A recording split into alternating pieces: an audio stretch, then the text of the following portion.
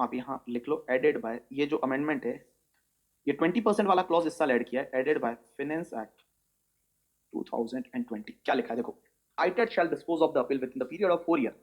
from the end of the financial year in which appeal was received by it wherever possible means advisory time limit, provided that ITET may, after considering the merit of application made by assessee, pass an order of stay in any proceeding relating to appeal for a period not exceeding 180 days from the date of such order, subject to the condition that assessee deposited not less than 20% of amount of tax, interest, fees, penalty or any other sum payable under the provision of this act। Means 180 days का stay दे सकते हैं, लेकिन ये 180 days का तब देंगे stay जब assessee ने एटलीस्ट 20% जो भी टैक्स, इंटरेस्ट, फीस, पेनल्टी है वो पे कर दिया है, और furnish security of equal amount in respect thereof, या फिर उसने 20% या उससे ज्यादा की सिक्योरिटी दे दी है। And the ITET shall dispose of the appeal within the period of stay specified in that order। वो 180 डेज में सुनवाई उसकी कंप्लीट करेंगे, लेकिन provided further that no extension of stay shall be granted by ITET where such appeal is not so disposed of within that period। means 180 days में appeal पूरी नहीं हुई as specified in the order of stay, unless means दे देंगे extension, कब देंगे, unless the assessee makes an application and has complied with the condition referred in the first proviso and appellate tribunal is satisfied that delay in disposing of appeal is not attributable to the assessee, so however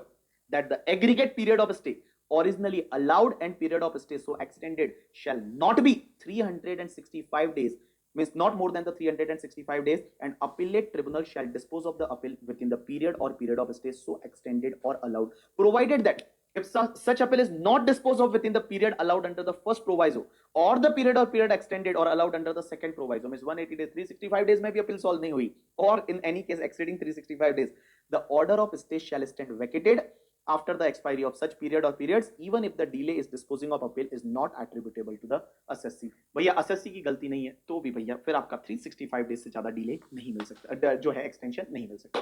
तो देखो means stay of demand नहीं मिल सकता 365 days से ज्यादा। तो देखो examiner आपसे question पूछेगा कि सर आईटेट के पास क्या